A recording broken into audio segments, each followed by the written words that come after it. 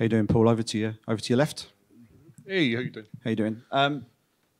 Obviously, with the way the last two fights panned out for you, do you feel initially that there's a real additional pressure to win this, or are you just approaching this in exactly the same way that you would any other fight? I think there's always a pressure to win fights. If you go in with no pressure, then you're in the wrong sport, especially MMA. What it's always about, for me anyway, it's not about the financial gain, it's about working my way to get a title. I was so close to being a title contender with having the victory over Ankalaev and Jamal Hill. MMA, one of these sports, it can, in the click of fingers, you can be up there riding high, or you can be down low. In my last two fights, haven't went my way.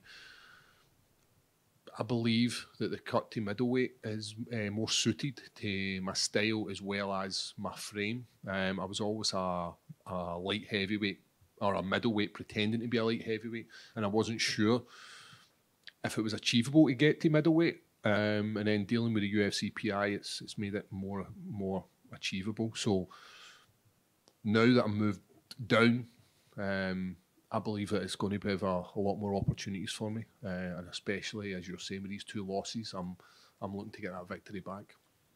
Andre Muniz, 15 submissions. Paul Craig, 13 submissions. Is it oversimplifying it to say that this fight's going to be won and lost on the mat?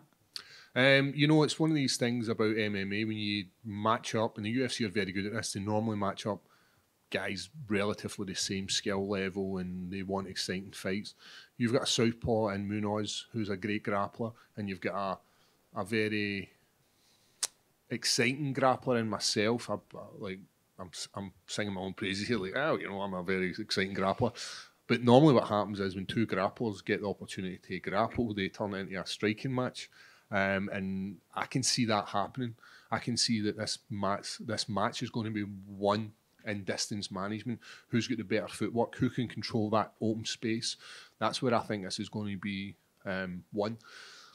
But in the same breath, it's MMA, and the click of our fingers, it could be on the mat. I'm very effective off my back for MMA Jiu-Jitsu. So the guys in the UFC have matched this up very well. And in terms of the drop to middleweight, in terms of being able to get down to 186 on Friday, is everything on track? Are you comfortable? Have you done test cuts leading up to this? How's that transition been? Because obviously 205 to 185, that's a bigger drop in weight than most other weight classes, because you normally just drop in 10 pounds, right?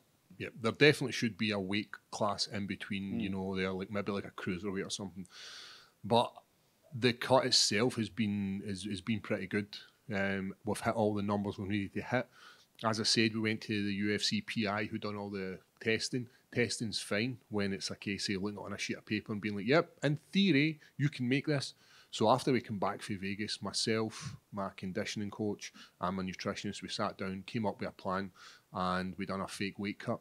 But we done a weight cut gone bad, as opposed to, it's all great when you do a weight cut and it goes nice and smoothly. What we did is we did a kind of the top end of our weight cut. So we came in a slightly heavier weight than we normally would, and we cut more than we normally would. So right now, we're ahead of where we should be, which is always a bonus. So as we sit right now, you can ask this question tomorrow, and I'll maybe be saying that there'll be tears running down my face, it's too much, but right now, we're flying and everything's going well.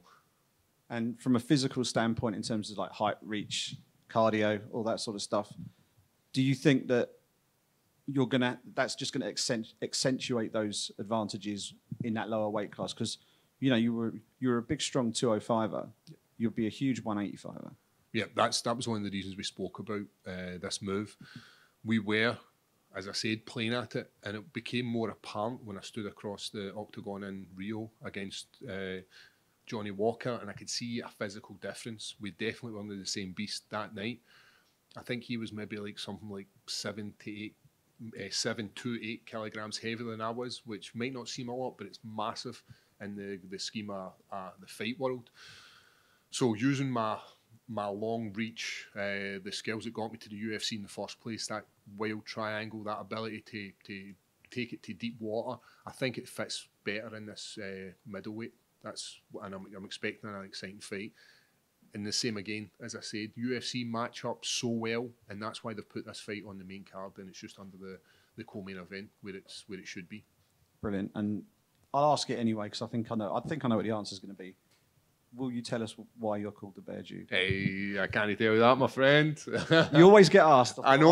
You've got to ask. Maybe one day I'll be like, you know why it's called the Bear Jew?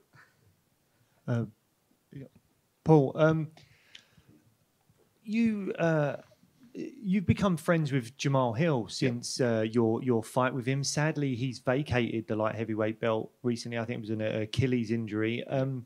He's the second light heavyweight champion in succession to do that. Obviously, Yuri Prochazka with his shoulder. What do you make of that kind of situation in the light heavyweight division now where fighters have vacated belts? Obviously, it seems like a commendable thing to do to let the division carry on, but equally, are they potentially going to miss out on, I don't know, maybe like pay-per-view points or something else in the future? Is it something you would do, and is it something you think is a good thing that they're allowing the divisions to move forward by vacating? You know, as a good and a bad thing, as a champ, you're the champ until you're beat. And the current light heavyweight champ, and John Jones, he's not been beat. The King's away, he's away doing his other thing, and all these other guys are scrambling to get the title. It's a bit of a shame that Jamal Hill has dropped the belt, because that was although I've moved to middleweight, I'm going to jump between two. If the fights are at light heavyweight, I'll go to light heavyweight. If the fights are at middleweight, I'll go there.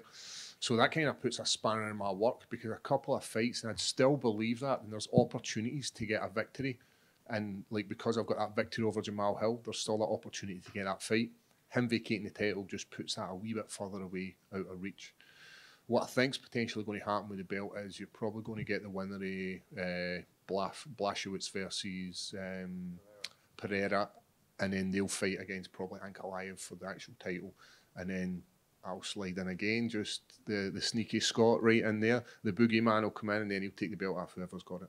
Have you spoken to Jamal since he has had to vacate?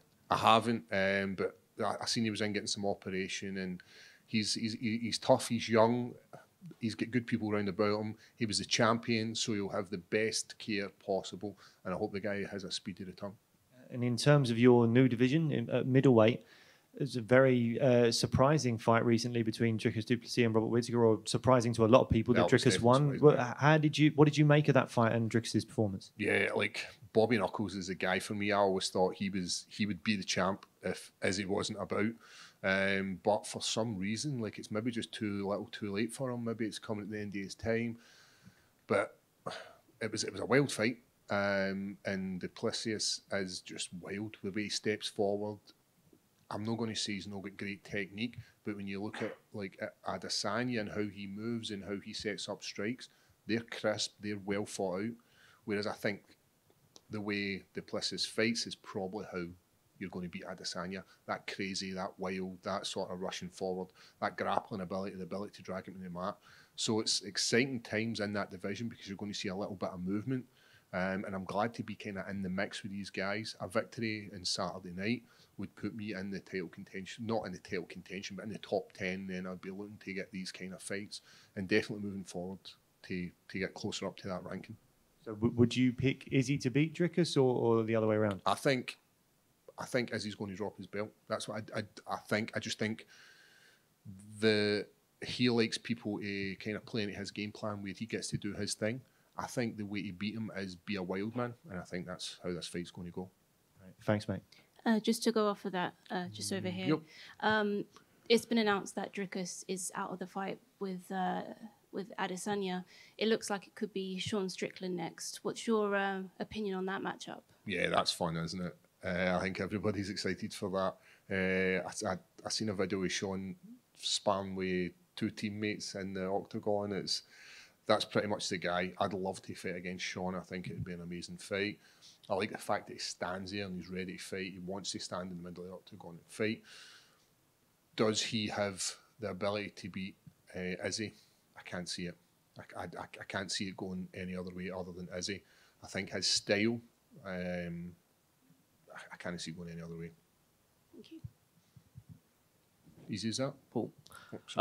So, if I'm correct, you are a vegan, aren't you? Is that correct? Well, to go to middleweight, one of the things we had to actually introduce was animal proteins, because the reduction in calories meant it was going to be really, really hard to get it only from plant-based. So for part of this fight camp, we've had to introduce animal proteins, and so it's not meat, but it's eggs and cheese and that kind of stuff.